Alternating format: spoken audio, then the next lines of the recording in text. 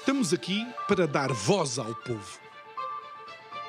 Em defesa dos cidadãos. Pela dignidade humana. Todos temos deveres, mas também todos temos direitos. Será que existe justiça? Isto é o povo a falar.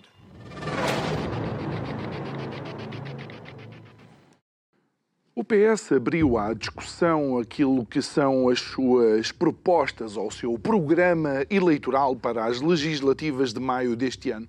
Bom, abriu não, porque é à porta fechada e para participar só com convite.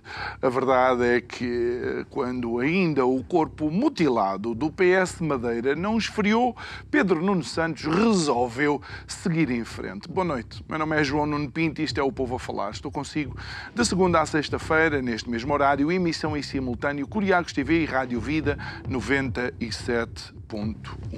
E porquê é que é importante falar de Pedro Nuno Santos? Pois claro, é que na realidade, quando nós pensávamos que íamos ter uns Estados Gerais de que ninguém falava, não, alguém falava e falou também aqui no nosso programa. Inventou-se qualquer coisa que parece um Estados Gerais em miniatura e se calhar é um eufemismo, porque estou-lhe a dar um catálogo ou estou a catalogar algo que não é de todo aquilo que em tempos o Partido Socialista já fez. E há quem questione, obviamente, a capacidade de Pedro Nuno Santos de liderar o partido nas legislativas já deste maio.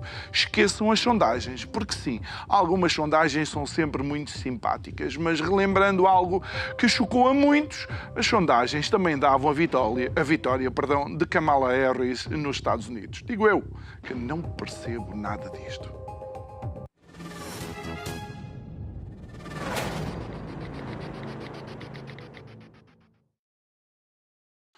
De volta ao nosso estúdio, e é precisamente quem falou nos Estados Gerais para o Partido Socialista, o nosso convidado de hoje, Daniel Adrião. Muito boa noite. Obrigado, Daniel, por estares aqui connosco. Antes de mais, nós estamos a gravar este programa no dia em que foram abertos, digamos, estas as discussões sobre o programa eleitoral, mas isto não é de todo aquilo que tu mencionavas da abertura do partido novamente para a sociedade. Olá, boa noite e obrigada pelo convite. Não tem nada a ver com aquilo que são os Estados Gerais, não é? E aquilo que foi até anunciado pelo secretário-geral do Partido Socialista de que o PS iria realizar uns Estados Gerais, que é uma coisa que eu venho propondo há muito tempo, que o PS devia, de facto, retomar a iniciativa que o conduziu ao poder depois do período do cavaquismo, que foram os Estados Gerais organizados então por António Guterres, e que foram um processo longo, demorado, maturado, da auscultação, da opinião pública, dos especialistas, da academia, das instituições, e que foi um processo que durou meses, ou muito próximo de um ano. E, portanto, era esses Estados Gerais de que eu fazia referência e que, no fundo, sugeri que fossem também apresentados e retomados no âmbito da atual conjuntura política, não é? Eu julgava que, enfim, a legislatura seria, enfim, cumprida, ou pelo menos que haveria condições para que a legislatura pudesse prosseguir, pelo menos por mais algum tempo, e, portanto, achei que o Partido Socialista tinha só a ganhar com o facto de desenvolver um processo alargado de auscultação, que envolvesse centenas de pessoas, que de facto chamasse especialistas, que encomendasse pareceres até às universidades e a organismos, enfim, que se dedicam ao ID e à inovação, e que pudesse ter, no fundo, desenvolver, no fundo, um think tank, portanto, que preparasse o programa do governo, com políticas fundamentadas, com políticas robustas, alicerçadas em, no fundo, conhecimento académico e empírico, e que, no fundo, isso era aquilo que eu gostaria que o Partido Socialista, no fundo, apresentasse aos eleitores um programa eleitoral que, no fundo, refletisse uma ambição estratégica para o país de médio e longo prazo. Mas não crees que a situação política atual faz com que Pedro Nuno Santos esteja pressionado, e desculpa a expressão, inventar qualquer coisa nesse sentido para rever, se calhar, aquilo que foi o programa eleitoral apresentado o ano passado? Sim, eu acho que, quer dizer, a crise política precipitou tudo isto, não é? Portanto, os Estados Gerais, que depois o próprio líder do PS anunciou que sim, que fazia todo o sentido desenvolver os Estados Gerais, e esses Estados Gerais, de facto, aliás, eu acho que o próprio líder do PS o disse, seriam um processo que duraria cerca de um ano.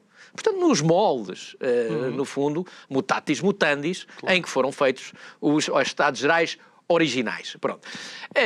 Claro que com uma crise política provocada nesta altura e com uma precipitação de eleições a um espaço de 2 meses, obviamente que caiu por terra qualquer possibilidade de organizar este processo de auscultação. O PS tinha nas suas mãos o não precipitar, por assim dizer, as eleições. Sim, enfim, eu fui provavelmente a única voz nos órgãos nacionais do Partido Socialista, em particular na Comissão Política Nacional, que, enfim, colocou dúvidas sobre esta estratégia de, no fundo, avançar já designadamente com a Comissão Parlamentar de Inquérito, porque foi a proposta do Partido Socialista de avançar com a Comissão Parlamentar de Inquérito, nos termos em que ela foi apresentada, que, no fundo, levou o Governo a apresentar a moção de confiança. Portanto, esse pelo menos foi o pretexto usado pelo Governo para apresentar a moção de confiança. Eu acho que o Partido Socialista podia não ter dado esse pretexto, esse trunfo ao Governo e ao Primeiro-Ministro. Devia ter esperado. Na minha perspectiva, devia-se ter ponderado melhor essa questão da apresentação da Comissão Parlamentar de Inquérito. Eu acho que o que fazia sentido, até porque tinham sido já apresentadas queixas ao Ministério Público, à Procuradoria-Geral da República, queixas relativamente, enfim, à Aspirum Viva e à forma como o Primeiro-Ministro conduziu e geriu essa questão da empresa, tinham já decidido apresentar queixas ao Ministério Público, e o que eu defendi foi que o Partido Socialista devia esperar para que o Ministério Público se pronunciasse, para que houvesse, no fundo, um processo de averiguações, que entretanto o Ministério Público disse que tinha aberto, e eu acho que se devia ter esperado pelas conclusões desse processo de averiguações para saber se efetivamente o Primeiro-Ministro cometeu ou não alguma ilegalidade. Enquanto membro da Comissão Nacional e da Comissão Política do PS, e obviamente não podendo se calhar revelar tudo, não é? Mas qual foi o sentimento que tu saíste destas reuniões?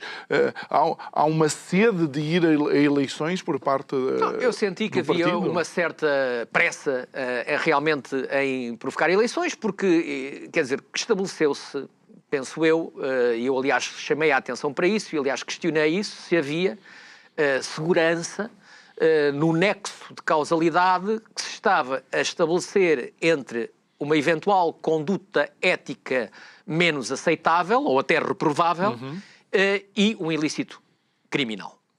E, portanto, eu achava que esse salto era precipitado. Okay. E eu entendo e continuo a entender que, portanto, só havia razões para uma crise política desta gravidade se efetivamente o Primeiro-Ministro estivesse sob suspeição da prática de um ilícito. Eu aí achava que justificava-se a queda do Governo, porque achava que nessa situação em particular estaria posta em causa o regular funcionamento das instituições democráticas. Isso era motivo suficiente para provocar uma crise política e provocar a queda do Governo e novas eleições. Mas, até ver, isso não está demonstrado. E, portanto, o que eu pedi ao Partido Socialista foi que esperasse para que o Ministério Público se pudesse pronunciar, pela Procuradoria-Geral da República se pudesse pronunciar, fizesse a sua investigação e concluísse se tinha havido ou não um ilícito, uma ilegalidade cometida pelo Primeiro-Ministro. E até lembrei que o anterior governo do Partido Socialista caiu precisamente por uma declaração da Procuradoria-Geral da República. Portanto, foi o tal célebre parágrafo de um comunicado da Procuradoria-Geral da República, que tinha, no fundo, lançado uma suspeição sobre o Primeiro-Ministro. E é com base nesse comunicado e nessa suspeição que o Primeiro-Ministro decide apresentar a sua demissão ao Presidente da República e depois o Presidente da República decide dissolver a Assembleia e convocar novas eleições. E, portanto, o que eu entendi é que, neste caso, também se deveria esperar pelo um pronunciamento da Procuradoria-Geral da República para saber se, efetivamente, a Procuradoria avançava ou não com o inquérito de crime. Ou, no fundo, de alguma maneira, sinalizava a existência de indícios, não é, que podiam sustentar suspeições sobre a conduta do Primeiro-Ministro menos lícita e até ilegal. E, portanto, eu achava que devia ter feito esse compasso de espera. Portanto, nesse sentido, esse não foi o entendimento. Esse não foi o entendimento que a maioria, larguíssima maioria da Comissão Política Nacional do Partido Socialista tomou e, portanto, achou-se que, de facto, era preciso, no fundo, chumbar a moção de confiança apresentada pelo Governo, e me relembro que a moção de confiança foi apresentada pelo Governo a pretexto da apresentação de uma comissão parlamentar de inquérito potestativa, portanto, por parte do Partido Socialista, e depois ainda, durante o debate da moção de confiança, como sabemos, ainda houve ali, enfim, uma proposta do Governo no sentido de haver um limite para não ficou bem na concretização. Fotografia. Exatamente. Pronto. Ninguém ficou bem nessa fotografia. Esse é um dos momentos, e desculpa, Daniel, este é um dos momentos mais ignóbeis da nossa democracia, ver ali os dois a tentar uma negociata, e desculpem os feirantes, uma negociata de feira em frente a todos nós. Quer dizer, foi uma cena um pouco confrangedora, na verdade, e pouco edificante, se quisermos. Mas, qualquer das formas, há uma coisa que é clara e que isso, enfim, as sondagens valem o que valem, mas há uma coisa em que as sondagens são absolutamente inequívocas e, portanto, não há margem para dúvidas. Os portugueses não queriam eleições nesta altura. Os portugueses não queriam que, de facto, o país mergulhasse numa crise política, num contexto internacional de grande incerteza, de grande instabilidade. De facto, uma crise política em Portugal nesta altura não é nada que fosse desejado pela esmagadora maioria dos portugueses. Entre 70%, houve uma sondagem que dizia que 70% dos portugueses não queriam eleições agora. Uma sondagem mais recente do ICS diz que 77% dos portugueses achavam que esta crise política e as eleições podiam ter sido evitadas e, portanto, eu acompanho a esmagadora maioria dos portugueses porque considero que, de facto, estas eleições são a destempo e, portanto, preferia que se tivesse esperado para que houvesse outros desenvolvimentos para que pudéssemos ter, de facto, uma outra capacidade de poder analisar e avaliar da gravidade da situação. E ressalvando as devidas diferenças, achas que, de alguma forma, o que aconteceu na região autónoma da Madeira pode ser, um alerta de que, se calhar, essa tua opinião era certa e acertada?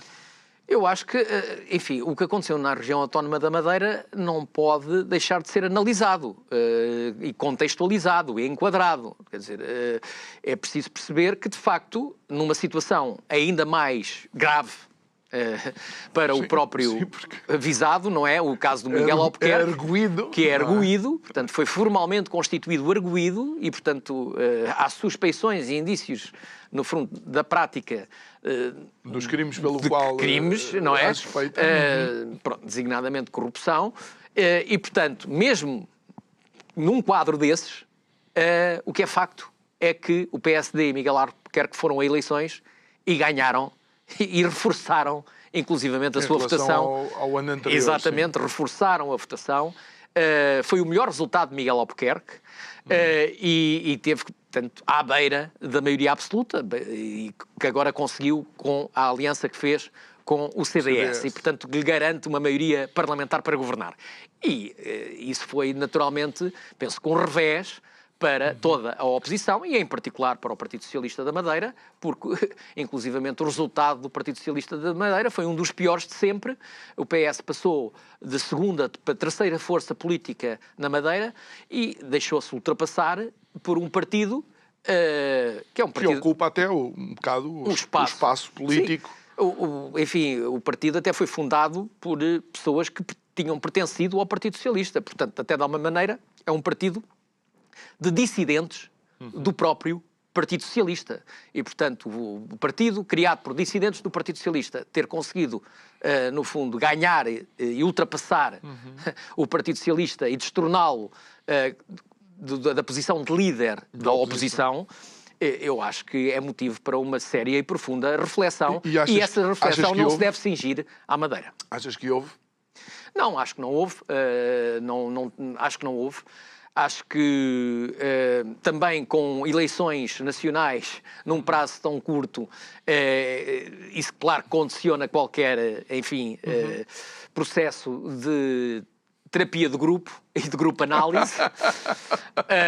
Mas, Daniel, eu acho, e mais uma vez, claro, eu digo isto com todo o respeito, mas parece-me particularmente irónico que no partido da vitória do Poucochinho, não sei se lembras, o famoso Poucochinho, numas europeias, foi exatamente, numas europeias, que faz cair António José Seguro e chega o costismo, não é? Sim, exatamente. Ao poder, uma derrota retumbante de Paulo Cafofo. Paulo Cafofo diz que está lá na mesma e está disponível para as eleições autárquicas.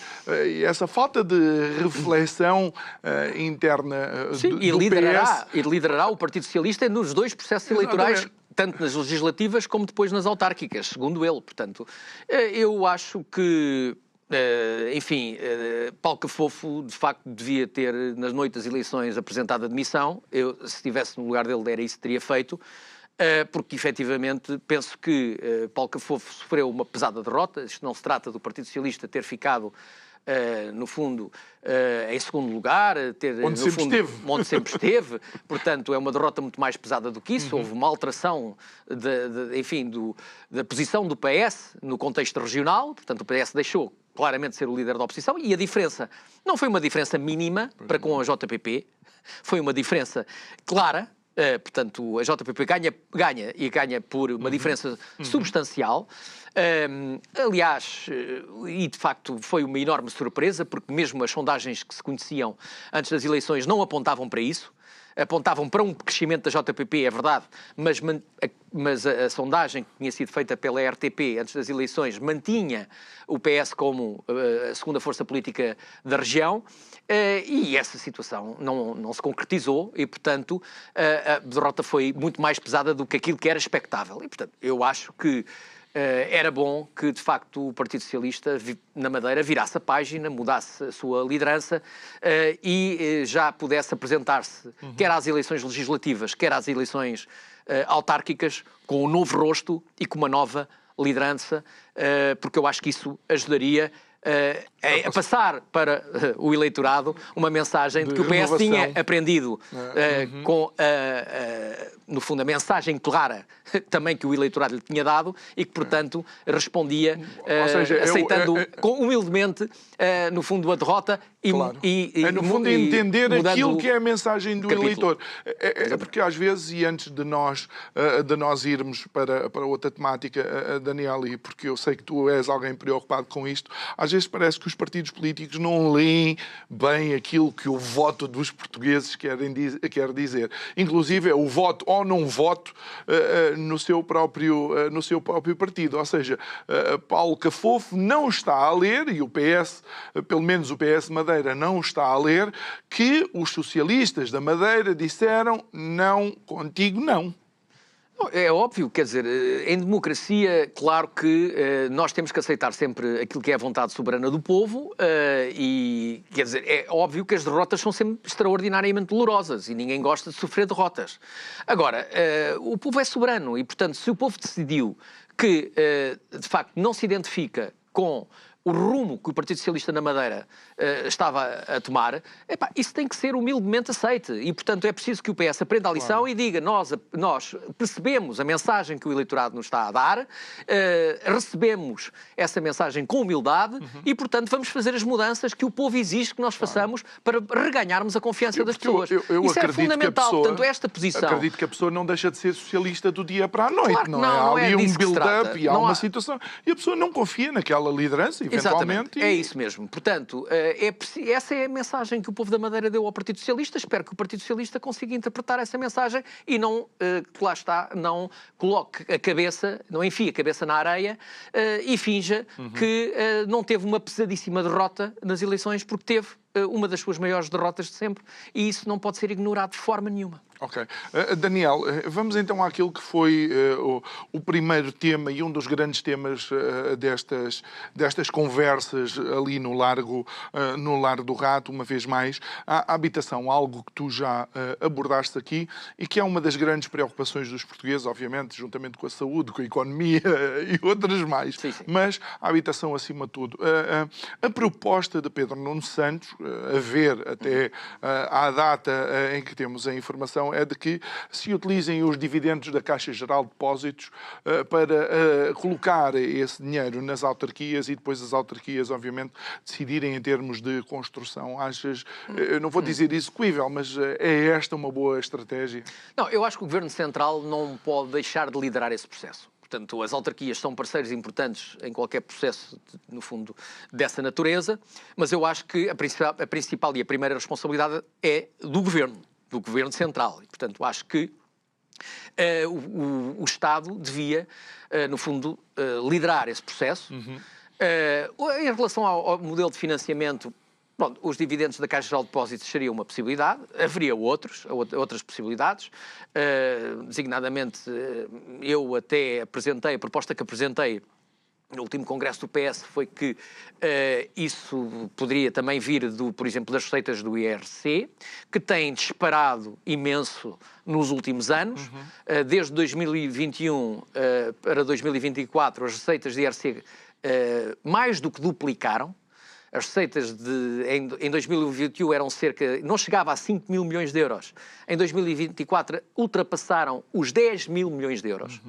Portanto, esse dinheiro e esse crescimento das receitas de IRC que o Estado tem arrecadado, podiam perfeitamente financiar essa mega operação que eu acho que é necessária para a habitação, porque não é uma questão que se resolva com paliativos. O anterior governo, enfim, anunciou, já, ainda no âmbito do PRR, a construção de 26 mil casas, também depois deu, enfim, uns apoios às rendas, portanto, optou pela via dos apoios diretos às famílias, por uma política, enfim, assistencialista, mas isso são paliativos. Isso não resolve o problema de fundo. O problema de fundo é que Portugal vive hoje uma crise emergencial no domínio da habitação.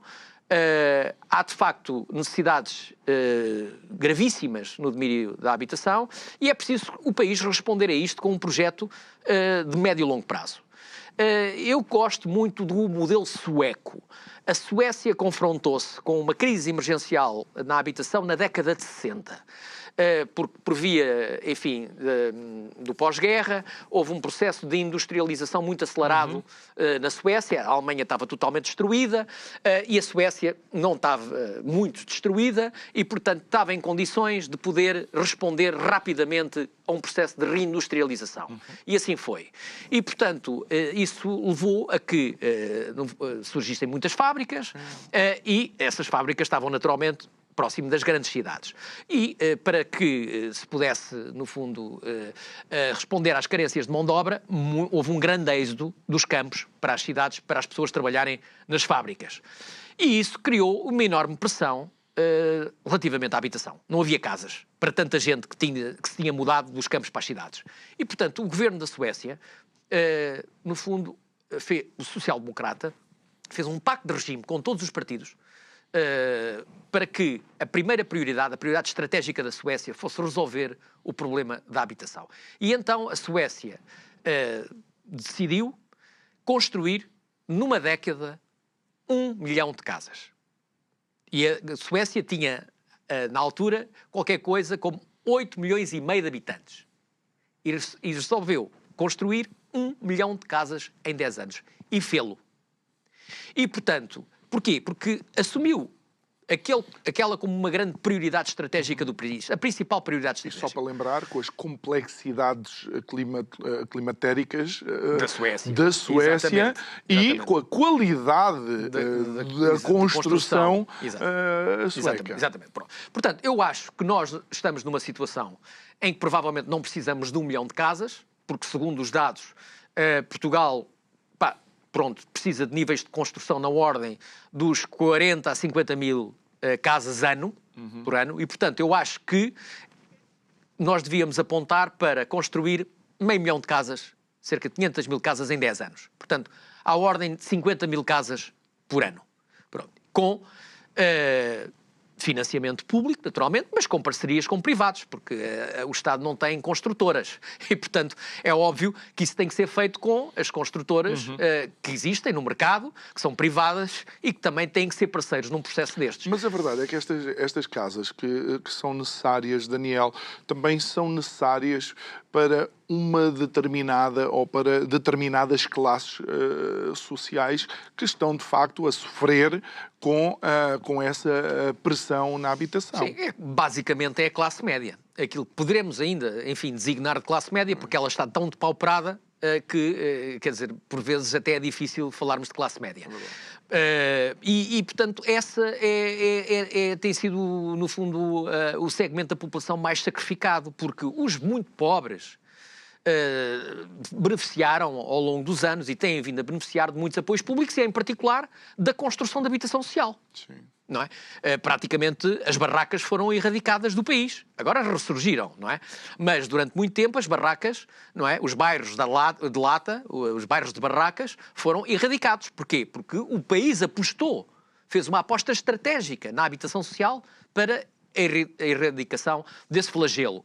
E, portanto, essas pessoas, de alguma maneira, foram apoiadas e têm, e bem, consistentemente apoiadas pelo Estado em matéria de habitação. Agora, a classe média ficou de fora.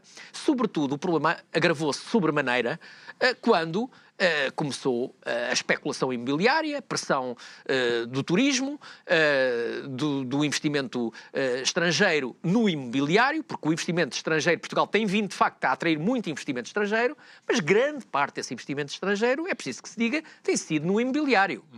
E, portanto, isso fez com que os preços naturalmente disparassem. Mas também é uma escolha. Daniel, vamos ver, se a política dos governos tem sido, ao longo do tempo, tornar Portugal num fantástico destino turístico, não é de espantar que eu veja grandes construtoras ou grandes empresas do imobiliário mundial a investir, digamos, em nichos de mercado e em segmentos de pessoas que conseguem adquirir aquele tipo de casas. Não é? Nada contra isso. Agora, é assim, o que é facto é que, então, o Estado, no fundo, tem de encontrar soluções para a classe média portuguesa, que não tem esses níveis de rendimento e que não consegue competir nem concorrer com, no fundo, os preços praticados. Porque se eu estiver à espera que seja... E os estrangeiros podem pagar esses valores. Se eu estiver à espera que seja a iniciativa privada a escolher um determinado segmento, de facto há preços e há produtos para todos, não é?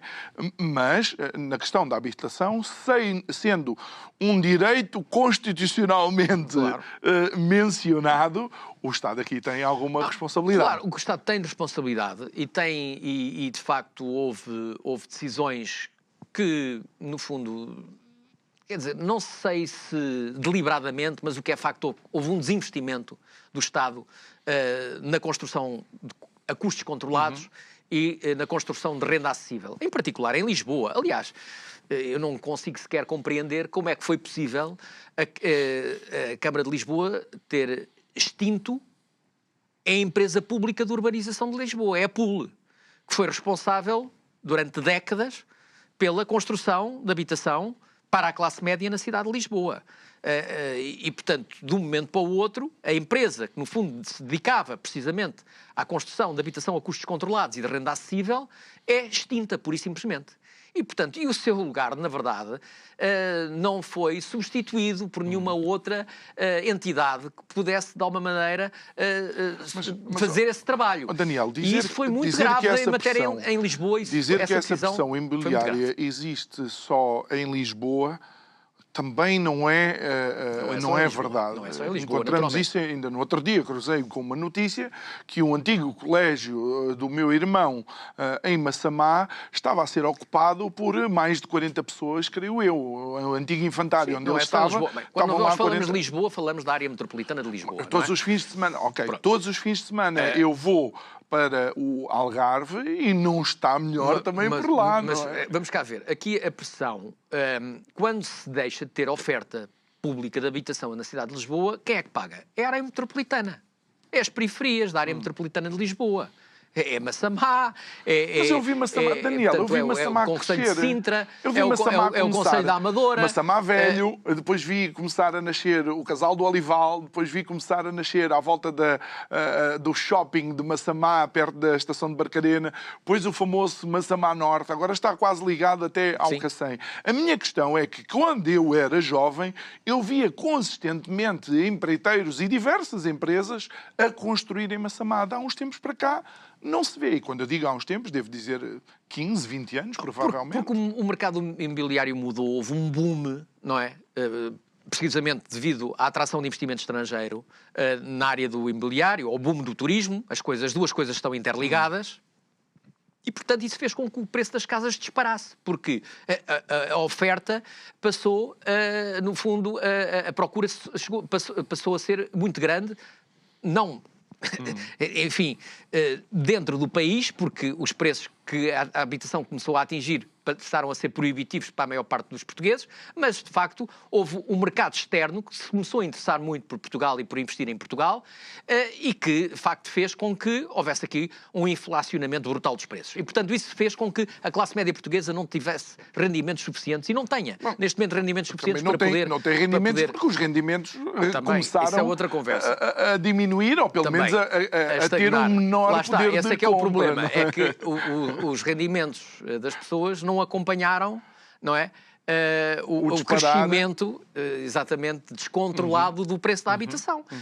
E, portanto, é preciso uma resposta pública. Não tenho nenhuma dúvida que é preciso uma resposta pública, não exclusivamente pública. Lá está.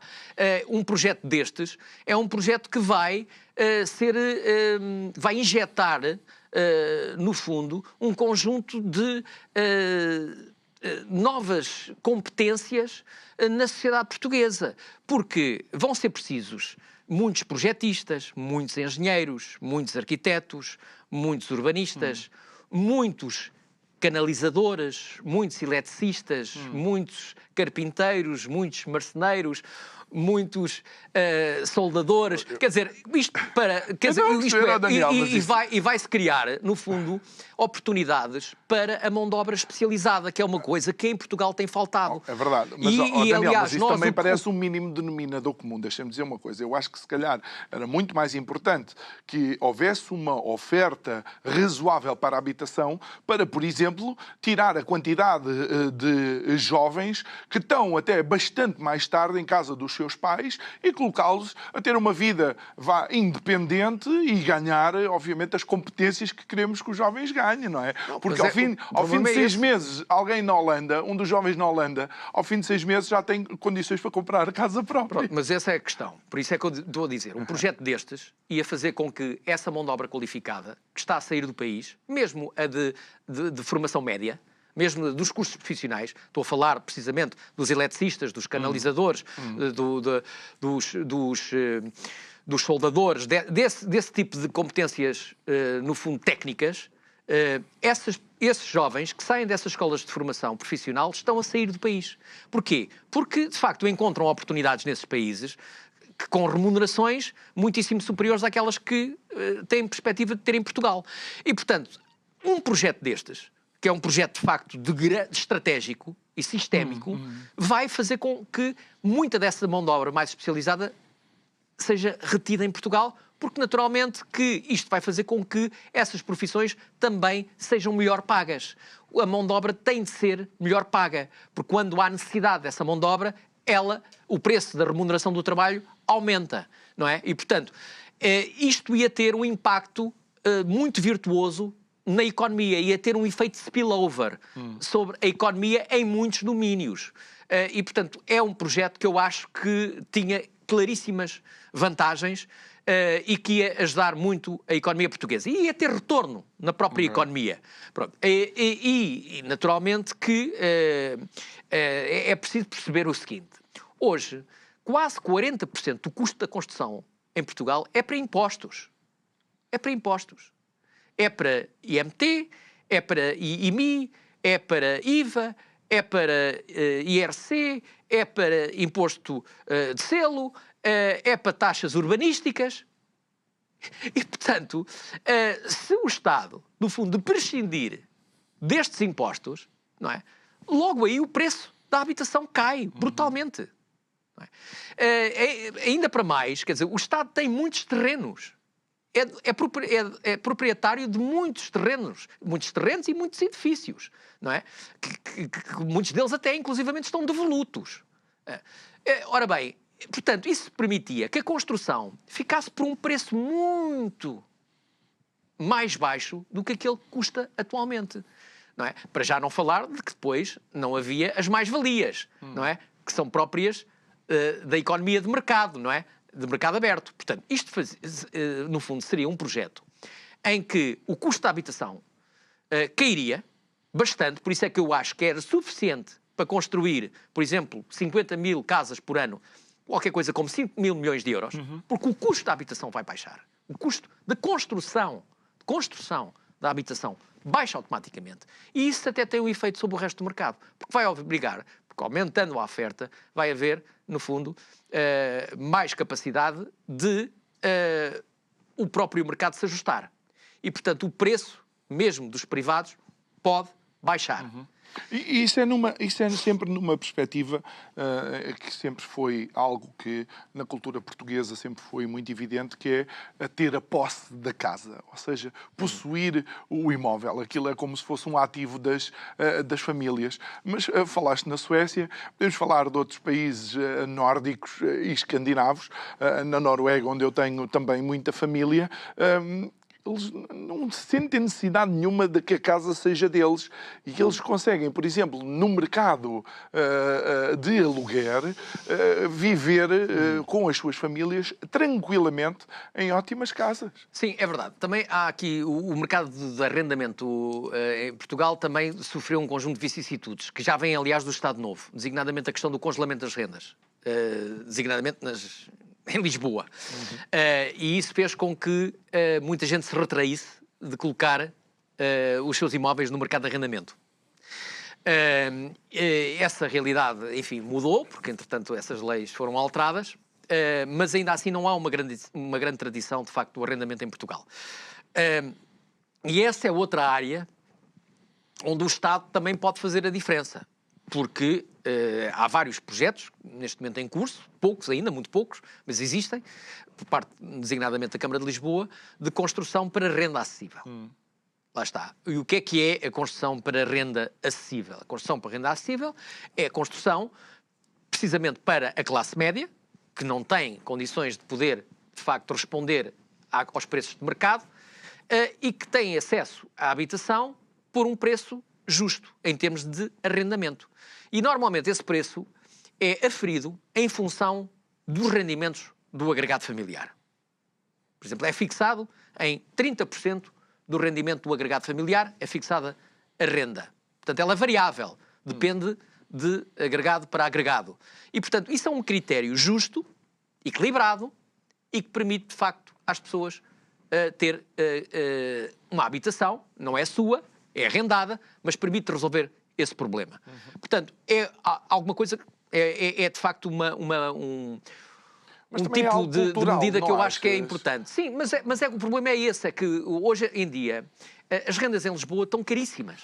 Portanto, uma renda, quer dizer, há T1s a serem alugados por mais de 1.000 euros. Daniel, não é verdade. E, portanto, mas também não fica complicado, por exemplo, para o dono, ou como é que se diz, o senhorio, por exemplo, ter alguém que não cumpre e não conseguir, digamos, fazer uma ação de despejo, vá com o cuidado necessário e em tempo útil. Ou seja, temos alguém que não está a cumprir com o acordo e, no entanto, o senhorio tem dificuldade em... É verdade. Esse é um caso que tem sido bastante reportado e há muitas situações dessas. De facto, os senhorios têm, de facto, muitas dificuldades em desenvolver ações de despejo porque, no fundo, a lei protege, no fundo, e era aí os onde inquilinos. O Estado podia assumir a sua responsabilidade. Não deixar as outras pessoas a dormir na rua, mas encontrar... Aliás, nós estamos aqui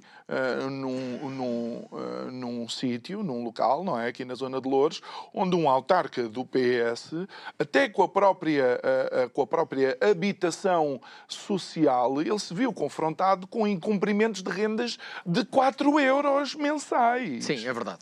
Sim, essas situações, de facto, pronto, são situações que é preciso, não também, temos que ter a noção de que cada caso é um caso, há dramas humanos, há situações extremos de pobreza, mas é preciso realmente que as regras sejam cumpridas, não é? E nós não podemos, no fundo, aceitar que depois haja cidadãos que fazem enormes sacrifícios para conseguir cumprir e depois haja outros que claramente entrem de uma forma crónica em incumprimento.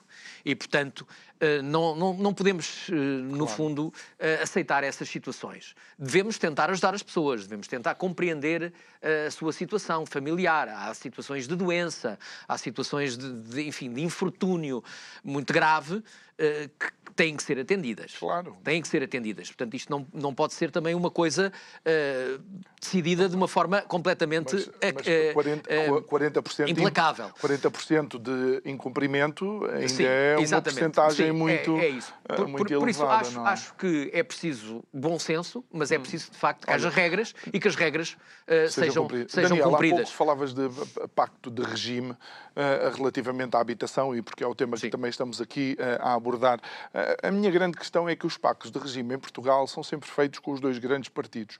Como se os outros partidos não existissem e os outros cidadãos votantes não tivessem que ser ouvidos. Achas que a Portugal falta isto? A capacidade de entender que estamos mal, vai nos doer a todos, mas vamos nos sentar todos e tentar encontrar o maior consenso possível. Claro, eu acho que isso é absolutamente fundamental e acho que não há nenhuma razão, por exemplo, na área da habitação, para que não haja um consenso muito alargado a todos os partidos. Porque é uma matéria que preocupa todos, que está no discurso de todos os partidos. E, portanto, não vejo nenhuma razão para que um pacto destes, que, enfim, isto até tem um pouco de ideológico, se quisermos. Sim. Enfim, não é?